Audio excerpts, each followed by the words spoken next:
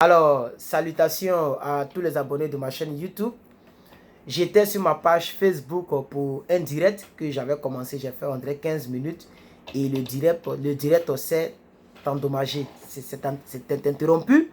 Je ne sais pas pourquoi. Je vais reprendre l'enseignement demain dimanche. Mais aujourd'hui, je veux parler un peu des top 10, ok, comme les gens m'ont demandé cela aussi.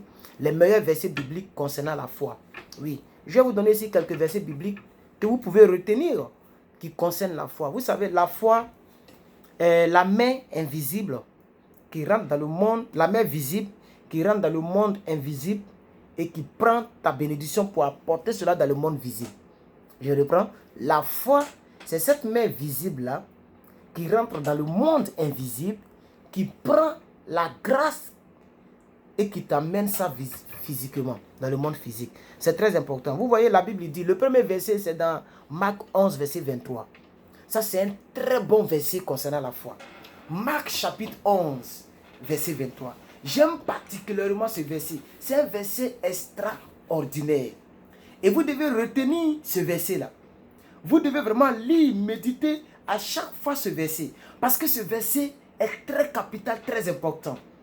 J'aime ce verset. Si vous tombez sur cette vidéo, vous pouvez noter ce verset. Vous pouvez lire ce verset. Vous pouvez même aller, comme je le faisais en Côte d'Ivoire, pour faire encadrer mes versets. J'ai même un tableau avec lequel j'ai voyagé. Comme il est un peu loin, je n'ai pas envie de m'élever. Où on dit, moi et ma maison, nous servirons l'Éternel jusqu'à la fin de un truc comme ça. Je suis parti faire encadrer cela. C'est un verset extraordinaire. La Bible dit, je vous le dis en vérité. Et c'est Jésus qui nous enseignait la partie là. Il dit, je vous le dis en vérité. Si quelqu'un dit à cette montagne, ôte-toi de là et jette-toi dans la mer. Mais ce n'est pas fini. Regardez bien ce qui vient. Et si cette personne ne doute point dans son cœur que ce qu'il est en train de dire est en train d'arriver, excusez-moi, que ce qu'il est en train de dire est en train d'arriver, alors il le verra s'accomplir. Voici un verset qui détaille la foi. Un verset extraordinaire que j'aime. En matière de foi, c'est votre cœur qui importe. Parce que le cœur est le siège des pensées. Toute pensée provient du cœur. Si tu ne doutes point dans ton cœur et que tu crois que ce que tu as dit est en train d'arriver, alors tu le verras s'accomplir. C'est un verset extraordinaire que vous pouvez retenir. Alléluia. Le deuxième verset, permettez-moi de vous le donner très rapidement. C'est dans le livre de Hébreux 11, verset 1. C'est un verset qui donne la définition de la foi. La Bible dit, la foi est une ferme assurance, deuxième verset, des choses qu'on espère. On ne peut pas avoir la foi et puis on n'espère rien. Ce n'est pas normal. La foi, c'est lorsque tu espères en une chose. Alors la foi commence. Mais ça ne s'arrête pas là. Mais une démonstration de celle qu'on ne voit pas. C'est ça que Jésus nous a expliqué dans Marc 11, verset 23. Que si tu crois que cela arrive, c'est la démonstration. Tu dois croire que ce que tu demandes est en train de venir. Est-ce que tu crois que ton mariage est en train de venir? Est-ce que tu crois que la jeune fille ou le jeune homme que tu attends est en train de venir? Est-ce que tu crois que cette relation va aboutir jusqu'au mariage? Est-ce que tu crois que ton travail est en route? Est-ce que tu crois que tes papiers sont en route? Est-ce que tu crois que ton enfantement vient? On n'est pas chrétien parce qu'il faut être chrétien. On est chrétien parce que nous avons la foi. C'est la foi qui nous est introduite dans la chrétienté. Alors la vie que nous vivons en Christ doit être menée par la foi. Si tu n'as pas la foi, laisse-moi te dire, ça peut te choquer, hein, mais tu perds ton temps. Retourne dans les boîtes de nuit parce que ici, c'est la foi qui parle. Le Dieu de la Bible est un Dieu de foi. Si tu n'as pas la foi, tu perds ton temps. Troisième verset. Hébreux 11, verset 6. Ce verset nous montre l'importance de la foi par rapport à Dieu. Ça nous montre combien de fois Dieu regarde à la foi de quelqu'un. En telle enseigne que si tu n'as pas la foi, tu deviens désagréable aux yeux de Dieu. Yeah! Quoi? Ça veut dire qu'il y a beaucoup de personnes qui attrapent les Bibles, qui vont à l'église, qui sont sapées. C'est bien, ça fait du bien. Mais si tu n'as pas la foi, toi, ta Bible, ta sapologie, Dieu ne te voit pas. Parce que Dieu analyse d'abord le taux de foi que tu as avant de te bénir. Dieu travaille avec la foi. Regardez ce que le 3e verset dit. Oh, sans la foi, il est impossible. Il n'y a pas un mot plus crucial qu'on pouvait mettre à cette place-là. Impossible. Même Louis II, quand il traduisait la Bible hébraïque, Louis II, il y a certains mots qu'il ne pouvait pas placer. Mais cette fois-ci-là, il a vu qu'il n'y a pas un mot qu'on pouvait remplacer. Il n'y a pas un synonyme, non. Impossible. C'est-à-dire, il n'y a pas de voie pour plaire à Dieu si ce n'est pas la foi. Je reprends. Or, sans la foi, il est impossible de lui être agréable. Car il faut que celui qui s'approche de Dieu croit que Dieu existe et qu'il est le rémunérateur de ceux qui le cherchent. Tu dois le croire. Pour que Dieu te rémunère, pour que Dieu te paye. J'ai dit aux gens que la vie chrétienne, c'est un boulot. Prêcher Dieu, servir le Seigneur, c'est un boulot. Malheureusement, que les personnes pour qui nous travaillons ne savent pas cela. Ne savent pas que l'homme de Dieu doit être soutenu. Que je vais faire un petit PayPal à l'homme de Dieu, même si c'est 50 €, 50 $, pour soutenir le frère qui prêche et ça me fait du bien. Les gens ne savent pas ça. C'est pourquoi Dieu fait fi de vous et il nous bénit par d'autres moyens. Parce qu'il ne peut pas laisser son serviteur comme ça. Parce que nous croyons que Dieu que nous servons, il est puissant pour bénir. Alors je ne suis pas étonné si aujourd'hui je roule dans ma voiture, si aujourd'hui je suis chez moi, si je suis aux États-Unis, si j'ai des papiers, si je suis béni. Ce n'est pas de l'orgueil, mais je sais que le Dieu que je prêche allait me bénir. Et il n'a pas encore fini avec moi. Il y a plusieurs bénédictions qui restent encore. Je le crois. Parce que la Bible dit que si tu as la foi, tu dois croire avant de t'approcher de Dieu. Donc je ne peux pas fléchir genoux, aller à l'église, prier, danser, la louange. Oh, je n'ai pas la foi. Tu n'auras jamais ce que tu cherches là. C'est simplement du théâtre que tu fais. C'est simplement une mise en scène. Elle ne deviendra jamais réalité. Or, la vie chrétienne doit impacter ta vie financière. Elle doit impacter ta vie matrimoniale. Elle doit impacter ta maison. Elle doit impacter toute ta vie. Mais la seule raison pour laquelle nous ne sommes pas impactés, c'est à cause de la foi. 3e verset. Or, sans la foi, il est impossible de lui être agréable. Car il faut que celui qui s'approche de Dieu croit que Dieu existe et qu'il est le rémunérateur de ceux qui le cherchent.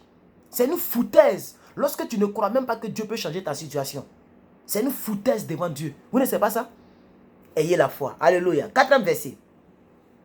Je m'excuse parce que j'avais mis une pause sur les top 10. Je vais recommencer les top 10 des versets bibliques sur chaque sujet. Et je vais moi-même expliquer chaque verset. C'est une prédication aussi. Ça, c'est une prédication. Je vais faire pour balancer sur YouTube. Parce que j'ai vu que la vidéo que j'avais faite l'année dernière a déjà dépassé plus de 1000 et quelques vues. Donc, il y a quelques personnes qui sont intéressées et ça peut faire du bien aux gens. Quand les personnes cherchent les versets sur YouTube, ils peuvent tomber sur nous, ça peut leur faire du bien. 4e verset. C'est dans Romains 10, verset 17. C'est un verset que vous connaissez, hein, très populaire. Je donne les versets populaires, mais je mets un peu d'ingrédients. La Bible dit, ainsi, la foi vient de ce qu'on entend, et ce qu'on entend vient de la parole de Christ. Je vois souvent des gens sur Top Chrétien, sur des chaînes chrétiennes, des sites chrétiens, les gens font cette erreur-là. La Bible n'a jamais dit la parole de Dieu. Parce que le bouddhisme, il a un Dieu. Il faut préciser le nom de Dieu. C'est pourquoi j'ai dit la fois dernière, un homme de Dieu qui prêche et qui ne cite pas le nom de Christ n'est pas de Dieu. Parce que le Dieu de la Bible s'appelle Christ. C'est pourquoi Jésus a dit, avant que Moïse ne soit, moi je fus. Donc il faut préciser, la Bible a dit la parole de Christ. Donc ça veut dire le Dieu qui parlait à Moïse, le Dieu qui parlait à Abraham, c'était Christ. Le Dieu d'Abraham, d'Isaac et de Jacob, c'est Christ c'est Christ, c'est le même Christ. C'est très important. Donc, la foi vient de ce qu'on entend, et ce qu'on entend vient de la parole de Christ. Si Jésus n'a pas dit quelque chose dans la Bible, ça ne te concerne pas. Tu ne dois pas mettre ta foi à cela. C'est-à-dire, tous ceux qui rentrent dans tes oreilles n'ont pas cette grâce-là. Tu ne dois pas accorder ta foi à tout ce que tu entends. Est-ce que vous m'entendez? Je prends tout mon temps. La vidéo peut faire 20 minutes. Hein. Moi, il m'en fout. Ça peut faire 20 minutes, même 30 minutes. Mais c'est les top 10 là que j'ai commencé comme ça. On attend de prêcher comme ça aussi. Concernant la foi. Alléluia. Très important. Toute parole, tout propos que tu entends, tu ne dois pas accorder la foi à cela. Toutes les paroles auxquelles tu dois accorder ta foi, ça doit être la parole qui provient de la parole de Dieu. La parole de Christ. 6e. Non. 5e, excusez-moi. 1 Jean 5, verset 4. 1 Jean 5, verset 4. J'aime particulièrement ce verset aussi. Oh, la foi est une ferme assurance. Non, excusez-moi. Parce que tout ce qui est né de Dieu triomphe du monde. Et la victoire qui triomphe du monde, c'est notre foi. Tout ce qui est né de Dieu triomphe du monde. Mais cette chose-là qui nous donne la victoire de triompher du monde, c'est notre foi. Donc il ne s'agit pas de faire des citations. Je triomphe, je suis plus que vainqueur, je suis comme ça. Mais tu n'as pas la foi. Tu te casses le nez, cadeau. Tu perds ton temps, cadeau. La vie chrétienne commence avec la foi. 6e verset pour ne pas trop durer. 1 Timothée 6, verset 12. 1 Timothée 6, verset 12. Je lis. Combat le bon combat de la foi. L'apôtre peut parler à son fils Timothée. Combat le bon combat, saisis la vie éternelle à laquelle tu as été appelé et pour laquelle tu as fait une belle confession en présence d'un grand nombre de témoins. On voit des gens qui fêtent le baptême. Non, c'est quelle fête? C'est fête de baptême. Maintenant, tu as fêté où? Tout le monde est venu, les gens sont venus. Ils ont vu, oh, alléluia, gloire à Dieu, gloire à Dieu. Maintenant, le baptême, là, c'est arrivé où? 2 ans net, tu es déjà découragé, tu n'as plus la foi. Tu as fait baptême là, pourquoi alors? Fête de baptême. Moi, je n'ai pas connu fête de baptême. On n'a pas fait fête parce que je me suis baptisé. Non. Je n'ai pas fait ça, frère. Parce que je savais que c'est un combat. Les gens, on leur a pas enseigné que la vie chrétienne, c'est un combat. Mais le bon combat que tu dois mener, c'est le combat de la foi. Pas le combat, ton prochain contre ton prochain, ton frère contre ta soeur. C'est le combat de la foi. Le combat de la foi. De ne pas perdre en vue ta foi. De ne pas perdre en vue tes projets. De croire que Dieu existe. Tu dois croire que Dieu peut changer ta vie. Tu dois croire que Dieu peut changer ta situation. Tu dois croire que Dieu n'est pas resté dans le tombeau. Tu dois croire que Dieu est assis à la droite du Père. Il intercède à ta faveur. C'est ça le combat de la foi, frère. C'est ce à quoi nous sommes appelés. Mène le bon combat. Ce n'est pas le combat de critiquer les frères et sœurs. Tu ne sais pas quelle relation les lie avec Dieu. Et sa vie ne te regarde pas. Regarde ta vie, frère. Alléluia, gloire à Dieu. Il dit, combat le bon combat de la foi. Saisis la vie à laquelle tu as été appelé. Alléluia, gloire à Dieu. 7e verset, on finit bientôt. 7e verset.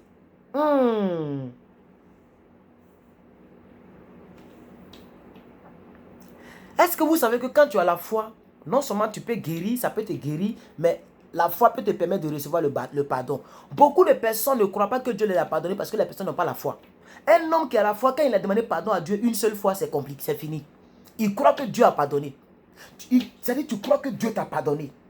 Tu as fait quelque chose, tu regrettes. Tu dis, oh Seigneur, je regrette. Je n'aurais pas dû faire cela. Oh, je m'incline. Oh Seigneur, pardonne-moi mes péchés. Seigneur Dieu de gloire, je regrette ce que j'ai fait. Ce n'est pas normal. Ce n'est pas ma nature. Je refuse cela. L'ennemi m'a mis en erreur. Mais je reviens vers toi. À qui irons-nous? Tu as les paroles de la vie. Je crois que tu me pardonnes. Quand tu finis ça, tu passes à autre chose. Mais il y a des personnes qui se culpabilisent. Et je vais faire top 10 des versets bibliques sur la culpabilité. Vous devez comprendre que le chrétien n'a plus le droit de faire la culpabilité. Et je vais prendre cette tenue-là pour toutes mes vidéos de top 10.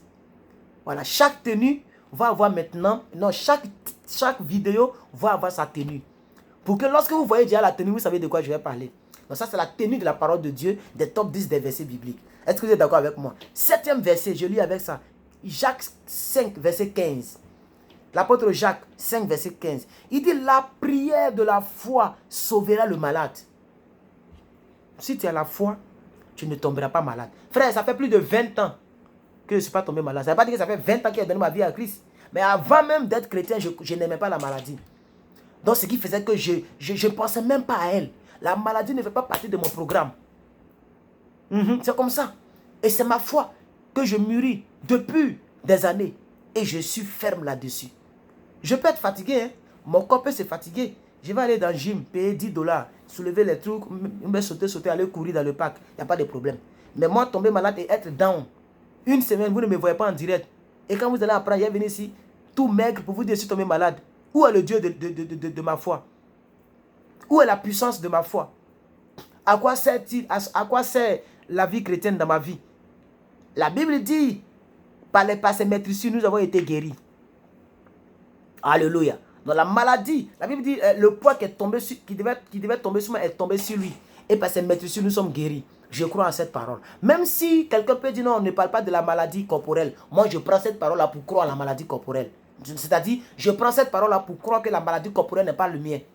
N'est pas la mienne. Parce que Dieu a dit que par ses maîtrises, nous sommes guéris. Donc, si un docteur peut dire non, on parlait de la guérison de l'âme, ça c'est lui qui voit. Moi, je sais que non seulement mon âme est en sécurité, mon corps doit bien se porter. Parce que la Bible dit, mon corps est le temple du Saint-Esprit. 7e verset. Jacques 5, verset 15. La prière de la foi sauvera le malade et le Seigneur le relèvera. Et s'il a commis des péchés, il lui sera pardonné. Waouh! Vous comprenez? Sauvé de la maladie. L'Éternel te relèvera et tu seras pardonné de tes péchés. Voici les trois puissantes choses que la foi peut accomplir dans ta vie. Donc par la foi, je sais que je ne tombe pas malade. Par la foi, je sais que je suis pardonné. Par la foi, je sais que je suis relevé. Là où les gens se moquent de moi, je crois que Dieu va relever ma tête. Que lorsqu'on dira réunion de famille, j'aurai un mot à dire. Parce que Dieu aura changé ma position.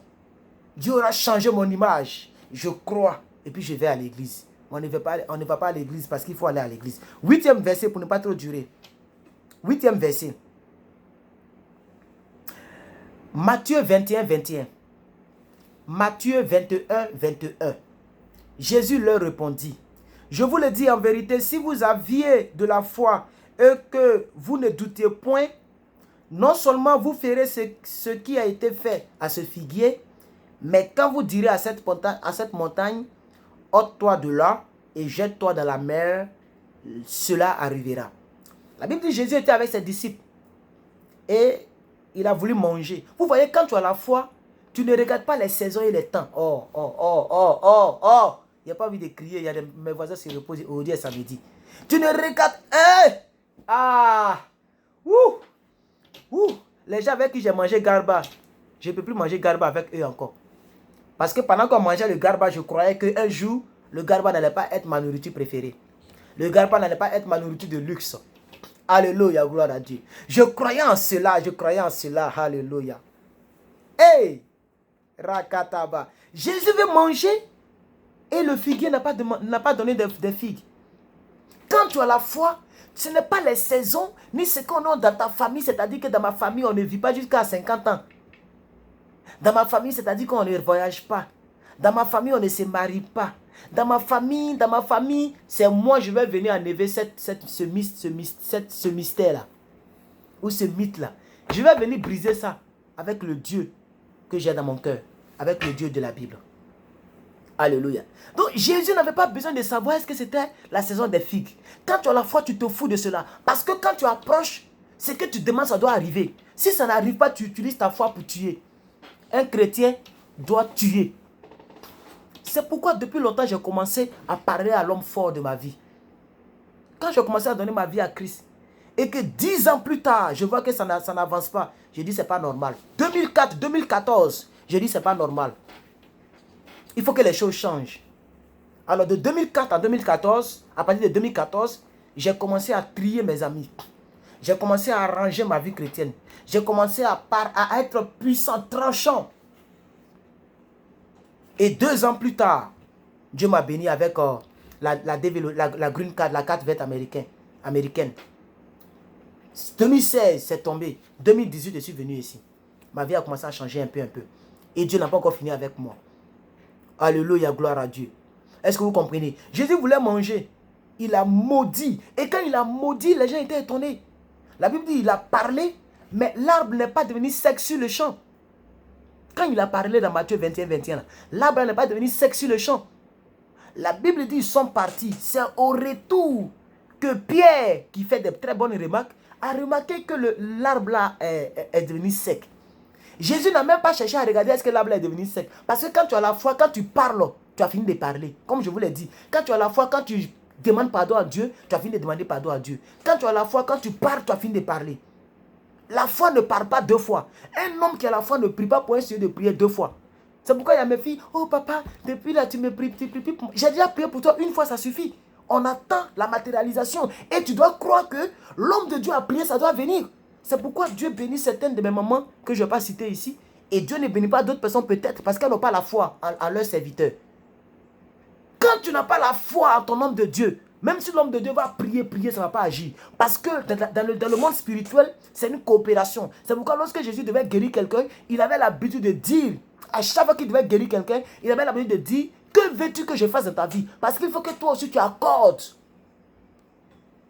ta foi à la foi de Jésus. Il a dit ça pour Bartimée. Il a dit ça pour plusieurs personnes. Il a même permis, il a même poussé d'autres personnes à devenir des hommes de foi. Comme le monsieur qui voulait que Jésus guérisse quelqu'un. Et le monsieur a dit, dis seulement un mot. Le monsieur est devenu l'enseignant de Jésus. Pourquoi? Parce que le monsieur avait tellement, c'est-à-dire tellement sa foi était grosse dans son cœur. Il a poussé Jésus à faire un miracle à distance. Jésus pouvait le faire. Mais Jésus voulait partir en espèce. C'est-à-dire il voulait partir corporellement en face de son serviteur. Et l'homme a dit, non, tu n'as pas besoin. Moi-même, je suis un général de l'armée. Je donne des ordres et les gens exécutent. J'ai dit à telle personne fais cela et il fait. Et à l'autre va ici et il va. Donc dis seulement un mot et mon serviteur sera guéri. La Bible dit Jésus se retourna et il a fixé le monsieur. Et il a dit, même dans tout Jérusalem, je n'ai jamais vu une aussi grande foi. La Bible dit, pendant que Jésus disait ça, l'homme était déjà guéri de l'autre côté. C'est ça la foi. La foi ne regarde pas les circonstances. Alléluia, gloire à Dieu. La foi parle. 8e verset.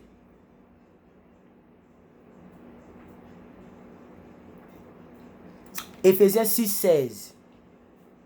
Éphésiens 6, 16. Prenez par-dessus tout cela le bouclier de la foi, avec lequel vous pourrez éteindre les traits enflammés du malin. Les traits enflammés du malin. C'est le bouclier de la foi. Tu as besoin de la foi. Il dit tu as besoin de la foi. Tu dois croire que ton Dieu est puissant. Tu dois croire que quand tu parles à Dieu exauce. La Bible dit tout ce que vous lierez sur la terre sera lié dans les cieux. Est-ce que tu crois en cela? Tout ce que vous délierez sur la terre sera délié dans les cieux. On est chrétien mais on ne parle pas. La foi parle. La foi agit. La foi est un bouclier. Le bouclier c'est la protection pour ne pas que les choses t'atteignent. C'est ça la foi. La foi représente le bouclier. Donc toutes les paroles néfastes qu'ils ont prononcées sur ta vie ne doivent pas t'atteindre par rapport à ce que tu vas déclarer aussi au travers de ta foi. 9e verset, je vais aller très vite, la vidéo est un peu longue. Maintenant donc, ces trois choses demeurent. Nous sommes dans 1 Corinthiens 13, 13. Maintenant donc, ces trois choses demeurent. La foi, l'espérance et l'amour. Mais la plus grande de ces choses, c'est l'amour. Mais la foi fait partie de ces trois grandes choses. Et ce n'est pas anodin, ce n'est pas par hasard que la Bible commence par la foi. Parce que sans la foi, tu ne peux pas avoir l'amour. Donc la foi fait partie des trois grandes choses de la vie d'un chrétien. La foi, l'amour et l'espérance. 10e verset. 1 Corinthiens 13, verset 2.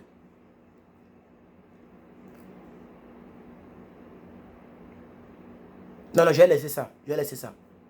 Je vais prendre 1 Timothée.